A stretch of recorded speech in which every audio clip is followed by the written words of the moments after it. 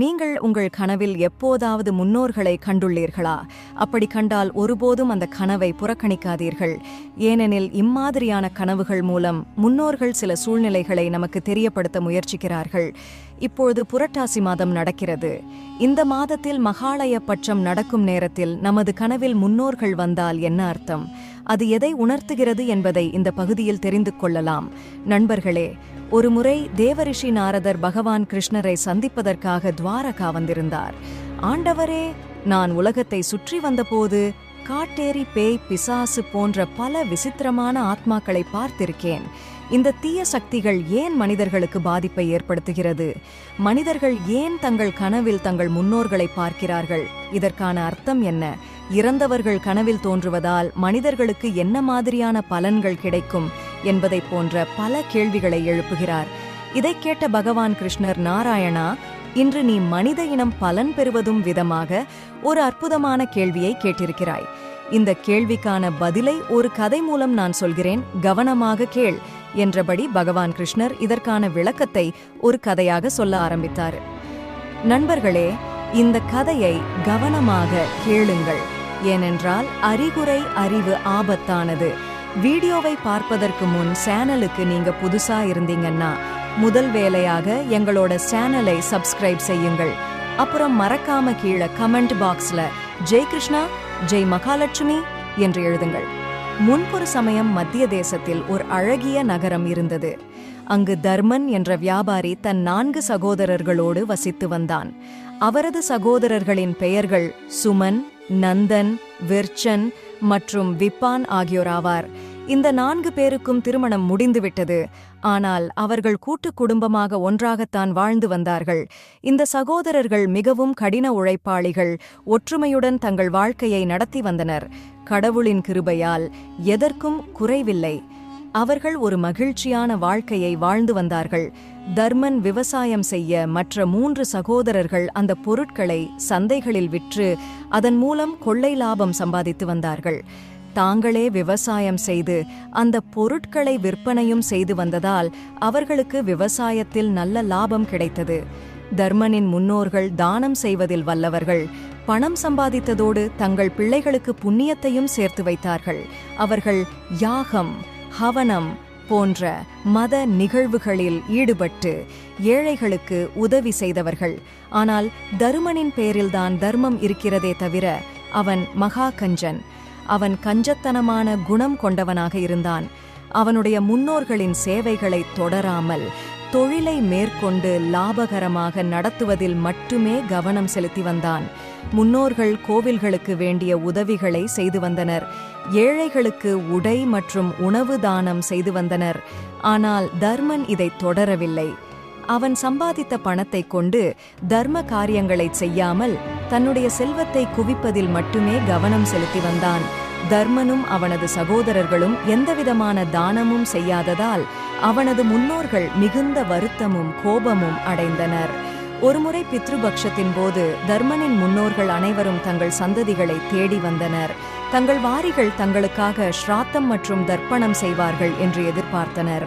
ஆனால் தர்மனும் அவரது மகன்களும் முன்னோர்களுக்காக ஸ்ராத்தம், தர்ப்பணம் அல்லது பிரசாதம் செய்து பசித்தவர்களுக்கு உணவளிக்கவில்லை. இந்த அக்கிரமத்தை பார்த்து தர்மனின் முன்னோர்கள் மிகுந்த சோகத்தில் மூழ்கினர். தங்களது மகனின் நடத்தை அவர்கள் மனதில் பல கேள்விகளை எழுப்பியது. அவனது செயலால் முன்னோர்கள் பித்ரு உலகத்தில் மகிழ்ச்சியற்ற நிலையில் இருந்தனர். தர்மன் தொடர்ந்து பணம் சம்பாதிக்கும் பேராசையில் வாழ்ந்து வந்தான். அவர் தனது முன்னோர்களுக்குரிய வழிபாட்டு முறைகளை முற்றிலும் மறந்துவிட்டார். இதனால் அவரது முன்னோர்களின் ஆன்மாக்கள் மிகுந்த அதிருப்தியுடன் இருந்தன.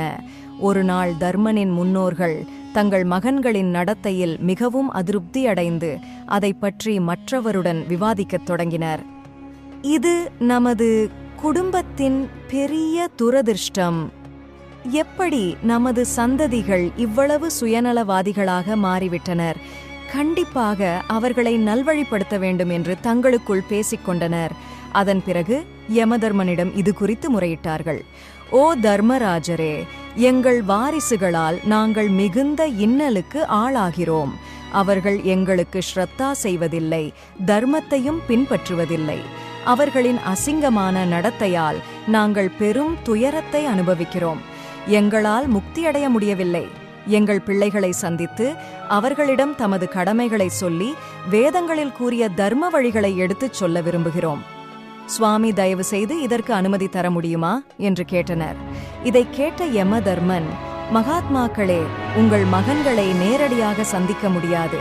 ஆனால் கனவுகள் மூலம் அவர்களுக்கு குறிப்புகள் மற்றும் சமிக்ஞைகளை வழங்க முடியும். இதன் மூலம் உங்கள் வருத்தங்களை அவர்களுக்கு தெரியப்படுத்தலாம் என்று ஆலோசனை கூறினார். முன்னோர்கள் யமதர்மனின் கருத்தை ஒப்புக்கொண்டு தங்கள் மகன்களின் கனவுகளில் தோன்றி அவர்களுக்கு தேவையான சமிக்ஞைகளை தர முடிவு செய்தார்கள். முதலில் மூத்த மகன் தர்மனின் கனவில் தோன்றி அவனுக்கு ஒரு சமிக்ஞை கொடுக்க முயன்றார்கள். ஆனால் தர்மன் கனவில் வந்த சமிக்ஞைகளை மறுநாளே மறந்துவிட்டான். அதனால் முன்னோர்களின் முயற்சிகள் தோல்வியடைந்தன. அவர்கள் மிகுந்த ஏமாற்றத்தை அடைந்தனர். பின்னர் மற்ற மகன்களின் கனவுகளிலும் தோன்றி அவர்களுக்கும் பல்வேறு சமிக்ஞைகளை வழங்கினார்கள். ஆனால் மற்ற பிள்ளைகளும் அந்த அடையாளங்களை பின்பற்றவில்லை. அவர்களும் முன்னோர்களை புறக்கணித்தனர். இதனால் முன்னோர்கள் மிகுந்த வருத்தத்துடன் கலங்கினர். அவர்கள் கொடுத்த எந்த அறிகுறிகளும் மகன்களால் புரிந்து கொள்ளப்படவில்லை. தர்மன் பேராசையில் மூழ்கி பணம் சம்பாதிக்க வேண்டும் என்ற ஒரே ஆசையில் ஓடிக்கொண்டிருந்தான். அவனது முன்னோர்களால் கனவில் தரப்பட்ட தெய்வீக சமிக்ஞைகளின் முக்கியத்துவத்தை அவன் சரியாக கவனிக்கவில்லை. எனவே பித்ருக்களின் சாபத்திற்கு ஆளாக நேரிட்டது. சில நாட்களிலேயே தர்மரின் வியாபாரத்தில் நஷ்டம் ஏற்படத் தொடங்கியது. அவர் செய்த தவறுகளால் நஷ்டம் மட்டுமல்லாமல் பெரும் செலவுகளும் ஏற்பட்டன. அவன் சம்பாதித்த பணத்தை கொஞ்சம் கொஞ்சமாக இழந்து கொண்டிருந்தான். அவனது அனைத்தும் தொழிலும் நஷ்டமடையத் தொடங்கியது. எனவே தர்மரின் சகோதரர்களிடையேயும் சண்டைகள், வாக்குவாதங்கள் ஆரம்பமானது. முன்னோர்கள் சேர்த்த நிலங்கள் அனைத்தும் விற்பனை செய்யப்பட்டன. சகோதரர்கள் ஒருவருக்கொருவர் சண்டையிட்டு தங்களின் சொத்துக்களை விற்று பிரிந்து சென்றுவிட்டனர்.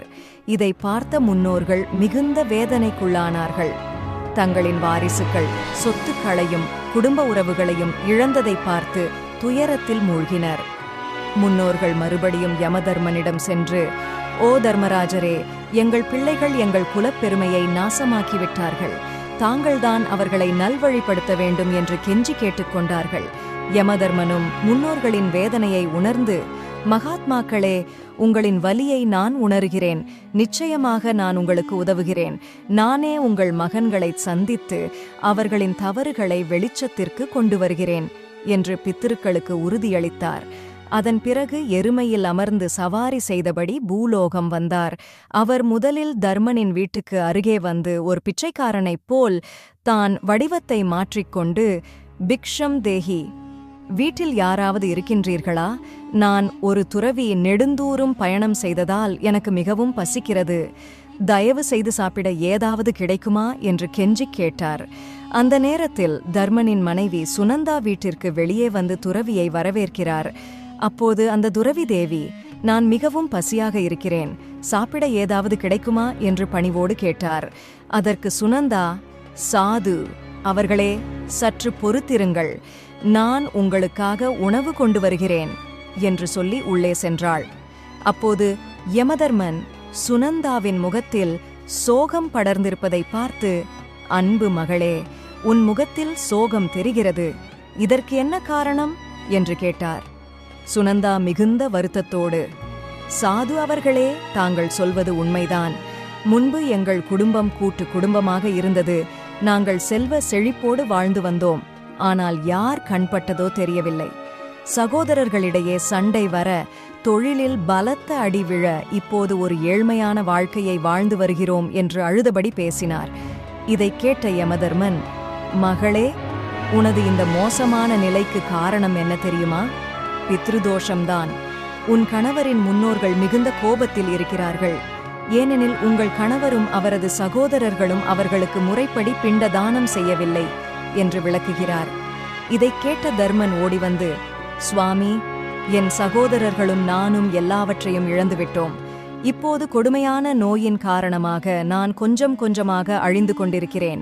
தயவு செய்து நான் செய்த தவறு என்ன என்று சற்று விளக்கமாக சொல்லுங்கள் என்று கேட்க, யமதர்மன் இது பற்றி விரிவாக பேச ஆரம்பித்தார். உங்களுடைய முன்னோர்களை நீங்களே புண்படுத்தியிருக்கிறீர்கள். அவர்கள்தான் உங்களுக்கு செல்வமும் ஆரமும் கொடுத்தனர். ஆனால் நீங்களோ அவர்களுக்குரிய தர்ப்பணத்தை கூட முறைப்படிச் செய்யவில்லை. அதனால் முன்னோர்கள் உங்களின் மீது கோபத்தில் உள்ளனர். இதன் காரணமாகத்தான் நீங்கள் இவ்வளவு மோசமான நிலைக்கு ஆளாகியிருக்கிறீர்கள் என்று எடுத்துரைத்தார். அதன் பிறகு அந்த சாது தர்மரிடம், முன்னோர்கள் பலமுறை கனவின் மூலம் உனக்கு காட்சி தந்திருக்கிறார்கள். ஆனால் நீயும் உனது தம்பிமார்களும் அவர்களது அறிகுறிகளை புறக்கணித்து விட்டீர்கள். இப்போது அதற்கான தண்டனைதான் அனுபவித்து வருகிறீர்கள் என்கிறார். மகாத்மா, நீங்கள் சொல்வதில் உண்மை இருப்பதைப் போல்தான் தெரிகிறது. எனக்கு முன்னோர்கள் கனவில் வந்து தரிசனம் தந்தது உண்மைதான். ஆனால் அவர்கள் தந்த அறிகுறிகளை என்னால் சரியாக புரிந்து கொள்ள முடியவில்லை. சாது அவர்களே, முன்னோர்கள் கனவில் வருவதை எவ்வாறு புரிந்து கொள்ள முடியும் என்று கேட்டார். அதன் பிறகு சாது வடிவத்தில் இருந்த யமதர்மன் முன்னோர்கள் கனவில் வருவது பற்றி பகவான் கிருஷ்ணர் கருட புராணத்தில் சொன்ன தகவலை பற்றி எடுத்துரைத்தார். இதை கவனமாக கேட்ட தருமனும் அவனது தம்பிமார்களும் சரியாக மகாலய பட்ச சமயத்தில் தங்கள் முன்னோருக்கு பிண்டதானம் செய்து தாங்கள் செய்த தவறுக்காக அவர்களிடம் மன்னிப்பு கேட்டார்கள். இப்படி ஒரு வழியாக தர்மனின் பித்ருக்களுக்கு முக்தி கிடைத்தது. தர்மனும் அவனது தம்பிமார்களும் மறுபடியும் இழந்த தொழிலை நல்ல முறையில் நடத்தத் தொடங்கினர். கருட புராணத்தில் பகவான் கிருஷ்ணர் கருட தேவனிடம் முன்னோர்கள் கனவில் வரும்போது எந்தெந்த மாதிரியான அறிகுறிகளை தருவார்கள் என்பது பற்றி தெளிவாக எடுத்துரைக்கிறார். அதை பற்றி இப்போது நாம் தெளிவாக தெரிந்து கொள்ளலாம். இந்த பித்ருபட்ச காலத்தில் நம் முன்னோர்கள் பித்ரு லோகத்தில் இருந்து பூமிக்கு வருவதாக கூறப்படுகிறது. இந்த பித்ருபட்ச காலத்தில் முன்னோர்கள் கனவில் வந்தால் அதை அலட்சியப்படுத்தாமல் அதன் அர்த்தம் என்னவென்பதை தெரிந்து கொள்ள முயற்சி செய்யுங்கள். சாஸ்திரங்களின்படி பித்ருகள் நமது குடும்பத்தின் பாதுகாப்பு கவசமாக கருதப்படுகிறார்கள். அவர்களின் ஆசி இல்லாமல் வாழ்க்கையில் வளமும் அமைதியும் பெற முடியாது. பகவான் கிருஷ்ணரின் கூற்றுப்படி யார் ஒருவர் பிதாக்களை மகிழ்விக்கின்றார்களோ அவர்களது வாழ்க்கையில் ஒருபோதும் வறுமையோ அல்லது துக்கமோ வராது. பித்ருக்களின் ஆசிர்வாதம் ஒருவருக்கு இருந்தால் அவர்கள் கண்டிப்பாக வாழ்க்கையில் வெற்றி பெறுவார்கள். அவருக்கு இந்த பிறவியில் புகழ், மரியாதை, கீர்த்தி என்று அனைத்துமே கிடைக்கும். பித்ருக்களை மகிழ்விக்க தர்ப்பணம், பிண்டம், ஸ்ராத்தம் போன்றவற்றை செய்ய வேண்டும். கருட புராணத்தில் பகவான் கிருஷ்ணர் பித்ருக்கள் பற்றி பல முக்கியமான தகவலை தெரிவித்துள்ளார். மரணத்திற்கு பிறகு நல்லொழுக்கம் இருக்கும் ஆண் மக்கள் சொர்க்கத்திற்கு செல்கின்றன. பாவ ஆத்மாக்கள் நரகத்திற்கு செல்கின்றன. ஆனால் சில ஆத்மாக்கள் பிரேத யோனியில் சிக்கிக் கொள்கிறது. குறிப்பாக தற்செயலான மரணம், விபத்து, தற்கொலை செய்து கொள்ளும் ஆத்மாக்கள், அகால மரணம் அடையும் ஆத்மாக்களுக்கு சொர்க்கத்திலோ நரகத்திலோ இடம் கிடைக்காது. இவர்கள் பிரேத யோனியில் சிக்கிக் கொள்வார்கள்.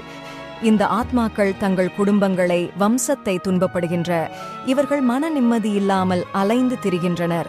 இவர்களுக்கு பித்ரு சாந்தி போன்ற சடங்குகளை செய்வதன் மூலமாக மன அமைதி கிடைக்கும் என்று பகவான் கிருஷ்ணர் கூறுகிறார். மகாலய பட்ச அமாவாசை திதியில் இறந்த முன்னோர்கள் அனைவருக்கும் தர்ப்பணம், பிண்டம், ஸ்ராத்தம் போன்றவை செய்யும் போது இந்த ஆத்மாக்களுக்கு பிரேத யோனியிலிருந்து முக்தி கிடைக்கும். கருடா புராணத்தின்படி பித்ருக்களுக்கு செய்ய வேண்டிய பூஜைகள் மற்றும் சடங்குகளை செய்யாத வீடுகளில் தாங்கள் நிம்மதியின்றி அழைவதை காட்டுவதற்காக துன்பங்களை அனுபவிப்பார்கள். முறைப்படி பித்ரு தர்ப்பணம் செய்யாத வீடுகளில் பல வகையான நெருக்கடிகள் மற்றும் பிரச்சனைகள் நடக்கும். குறிப்பாக அவர்களின் ஆவிகள் வீட்டில் வலிமையுடன் அமர்ந்து பிரேதாத்மாவாக குடும்பத்தினரை துன்புறுத்துவார்கள்.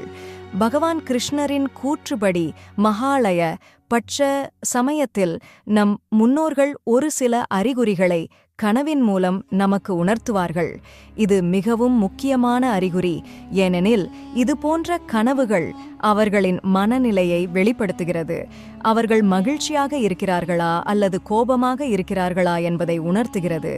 எனவே இது போன்ற கனவுகளை ஒருபோதும் நாம் அலட்சியப்படுத்தக்கூடாது. இந்த அறிகுறிகளை கவனமாக பார்த்து பித்ருக்களின் தேவைகளை புரிந்து கொள்ளலாம். அதற்கு தகுந்தபடி பித்ரு சடங்குகளை செய்யும்போது முன்னோர்களின் ஆசிர்வாதத்தை நம்மால் பெற முடியும். முதலாவது அறிகுறி பசி மற்றும் தாகம். ஒருவர் தனது மூதாதையர்களை பசி மற்றும் தாகத்துடன் கனவில் பார்த்தால் பித்ருக்கள் இப்போது பிரேத யோனியில் சிக்கிக் கொண்டதை உணர்த்துகிறது. அவர்களுக்கு செய்ய வேண்டிய தர்ப்பணம் பின்றதானம் போன்றவற்றை முறைப்படி செய்யாத காரணத்தால்தான் அவர்கள் உங்கள் கனவில் வந்து நாங்கள் மகிழ்ச்சியாக இல்லை என்பதை எச்சரிக்கை செய்கிறார்கள். இது போன்ற சடங்குகளை நீங்கள் செய்யாதவரை அவர்களுக்கு முக்தி கிடைக்காது. எனவே கனவின் மூலமாக தங்கள் கஷ்டங்களை உங்களுக்கு எடுத்துரைக்கிறார்கள். பித்ருக்கள் கனவுகளில் சங்கிலிகளில் கட்டப்பட்டு தோன்றினால் இது அவர்களின் நிலை குறித்து ஒரு முக்கியமான அறிகுறியாக கருதப்படுகிறது. அவர்களுக்கு செய்ய வேண்டிய சடங்கு முறைகளை முறைப்படி செய்யவில்லை என்பதை இந்த கனவுகள் உணர்த்துகிறது. பித்ருக்களுக்கு தேவையான பூஜைகள், தர்ப்பணம் மற்றும் பிற தர்ம செயல்களை செய்யாதபோது அவர்கள் மகிழ்ச்சியற்ற நிலையில் இருப்பார்கள். பித்ருக்கள் உங்கள் கனவுகளில் கிழிந்த அழுக்கு ஆடைகளோடு தோன்றினால் அவர்கள் மிகவும் துன்பப்படுகிறார்கள் என்பதற்கான முக்கிய அறிகுறி என்று பகவான் கிருஷ்ணர் கருடதேவனிடம் விளக்கியிருக்கிறார். பித்ருக்கள் முக்தி அடைய தடையாக இருக்கிறது என்பதை இது உணர்த்துகிறது. இது போன்ற கனவுகள் வரும்போது உடனடியாக பிண்டதானம் மற்றும் தர்ப்பணங்களை செய்ய வேண்டும். உங்கள் இறந்த மூதாதையர்கள் உங்களிடமிருந்து ஏதாவது கேட்பதைக் கண்டால் அவர்களது ஆசை இன்னும் நிறைவேறவில்லை என்பதற்கான அறிகுறியாகும். இதுபோன்ற கனவுகள் வரும்போது மூதாதையர் எந்த பொருளை கேட்கிறார் என்பதில் நாம் கவனம் செலுத்த வேண்டும். பித்ருக்கள் கனவில் நம்மிடம் கேட்கும் பொருளை தானம் செய்வது உண்மையில் நல்ல பலன்களை தரும். நம் முன்னோர்களின் நிறைவேறாத ஆசைகளை நிறைவேற்றும் போது அவர்களது ஆத்மாவிற்கு மூர்த்தி கிடைக்கிறது. இறந்த மூதாதையர் அந்த நபரின் தலையில் கையை திருப்புவதைக் கண்டால் அது மிகவும் நல்ல அறிகுறியாகும். இதன் பொருள் மூதாதையர் அந்த நபரின் செயலால் மிகவும் மகிழ்ச்சியடைகிறார், அவரை ஆசீர்வதிக்கிறார் என்று அர்த்தம். இத்தகைய கனவுகள் ஒரு நபரின் வாழ்க்கையில் ஏதேனும் நல்லது நடக்கப் போகிறது என்பதையும் மூதாதையர்களின் பாதுகாப்பு எப்போதும் அவருடன் இருப்பதையும் உணர்த்துகிறது. பகவான் கிருஷ்ணரின் கூற்றுப்படி மகாலய பக்ஷத்தின் போது உங்கள் முன்னோர்கள் உங்கள் கனவில் வந்து உங்களை நோக்கி கைகளை நீட்டினால் அத்தகைய கனவு மிகவும் மங்களகரமானதாக கருதப்படுகிறது. இந்த கனவு அவர்கள் உங்களுக்கு உதவ விரும்புகிறார்கள் என்பதாகும். முன்னோர்களின் அருளால் உங்கள் பிரச்சனைகளில் இருந்து விரைவில் விடுபடுவீர்கள் என்பதை குறிக்கிறது. இது போன்ற கனவுகள் மிகவும் புனிதமாக கருதப்படுகின்றன. ஏனெனில் பித்ருக்கள் உங்களுடன் இருக்கிறார்கள். அவர்கள் உங்கள் வாழ்க்கையில் எப்போதும் அமைதியையும் நலனையும் தருவார்கள் என்பதை குறிக்கிறது. உங்கள் கனவில் உங்கள் முன்னோர்கள் உங்களுடன் பேசுவதைக் கண்டால் அது மிகவும் நல்ல அறிகுறியாகும். இந்த கனவை பார்ப்பது எதிர்காலத்தில் நீங்கள் பெரிய வெற்றியை பெறப்போகிறீர்கள் என்று அர்த்தம். உங்கள் கனவில் தலைக்கு அருகே உங்கள் முன்னோர்கள் நிற்பதைக் கண்டால் உங்கள் வாழ்வில் உள்ள பிரச்சனைகள் விரைவில் முடிவுக்கு வரும் என்று அர்த்தம். பகவான் கிருஷ்ணன் கூற்றுப்படி உங்கள் கனவில் உங்களின் மூதாதையர் சில நொடிகளில் வந்து மறைந்துவிட்டால் நீங்கள் சில பிரச்சனைகளில் சிக்கவிருப்பதை குறிக்கிறது. எனவே அதை எதிர்த்து போராட உங்களை தயார்படுத்திக் கொள்ள வேண்டும் என்றும் அது அறிவுறுத்துகிறது. இது போன்ற கனவுகள் உங்களுக்கு வரும்போது தாமதிக்காமல் பித்ருக்களுக்கு பிண்டதானம் செய்ய வேண்டும். சடங்குகள் சரியான முறையில் செய்யப்பட்டால் மூதாதையர்கள் மகிழ்ச்சியடைந்து தங்கள் குடும்பத்தினருக்கு ஆசீர்வாதங்களையும் நலன்களையும் வழங்குவார்கள். முன்னோர்கள் ஆழ்வதை கனவில் காண்பது மிகவும் அசுபமாக கருதப்படுகிறது. இந்த கனவு நீங்கள் விரைவில் சில பெரிய பிரச்சனைகளை சந்திக்க நேரிடும் என்பதை குறிக்கிறது. அந்த நெருக்கடியைக் கண்டு உங்கள் மூதாதையர் வருத்தப்படுகிறார். இது போன்ற கனவுகள் வரும்போது நாம் மிகவும் எச்சரிக்கையாக இருக்க வேண்டும். கடவுள் பக்தியில் மனம் வைக்க வேண்டும். பித்ருக்கள் கனவில் ஆரோக்கியமாக மகிழ்ச்சியுடன் இருப்பது மிகவும் நல்ல அறிகுறியாக கருதப்படுகிறது. இத்தகைய கனவுகள் உங்கள் பிதாக்கள் உங்களை ஆசீர்வதிக்கிறார் என்பதற்கான அடையாளமாகும். இது உங்கள் வாழ்க்கையில் மகிழ்ச்சி, அமைதி மற்றும் செழுமையை குறிக்கிறது. உங்கள் முன்னோர்கள் கோபமாக இருந்தால் மகாலய அமாவாசை அன்று நீராடிவிட்டு உங்கள் முன்னோர்களுக்கு தண்ணீர், வெள்ளைப்பூக்கள் மற்றும் கருப்பு எள்ளினால் செய்யப்பட்ட உணவை கொண்டு தர்ப்பணம் செய்யுங்கள். இதனால் உங்களின் முன்னோர்கள் திருப்தி அடைந்து ஆசி வழங்குவார்கள் என்பது நம்பிக்கை. அப்படி அன்றைய தினம் தர்ப்பணம் செய்யவில்லை என்றால் அது முன்னோர்களை சென்றடையாது. அத்தகைய சூழ்நிலையில் உங்கள் முன்னோர்கள் திருப்தியற்றவர்களாகவும் கோபமாகவும் இருப்பார்களாம். பித்ருதோஷத்திலிருந்து விடுதலை பெற மகாலய அமாவாசை தினத்தில் அன்னதானம் செய்ய வேண்டும். அன்னதானம் செய்வதன் மூலம் முன்னோர்கள் திருப்தி அடைந்து ஆசி வழங்குவார்கள். அவர்களின் மகிழ்ச்சி உங்கள் முன்னேற்றத்திற்கு வழிவகுக்கும் என்று சாஸ்திரங்கள் கூறுகின்றன. கருட புராணத்தின்படி அமாவாசை நாளில் முன்னோர்களை மகிழ்விக்க அவர்களின் பேரில் பசுவை தானம் செய்யலாம். பசுவை தானம் செய்வதன் மூலம் முன்னோர்கள் வைதரணி நதியை கடக்கிறார்கள். அவர்கள் துன்பத்திலிருந்து விடுபடுகிறார்கள். நண்பர்களே, இந்த வீடியோ உங்களுக்கு பிடித்திருந்தால் லைக் பண்ணுங்க. இந்த வீடியோ தொடர்பான உங்களுடைய கருத்துக்களை அவசியம் கீழே கமெண்ட் பாக்ஸ்ல தெரியப்படுத்துங்க. அப்புறம் மறக்காம ஜெய் கிருஷ்ணா என்று கீழே எழுதுங்கள்.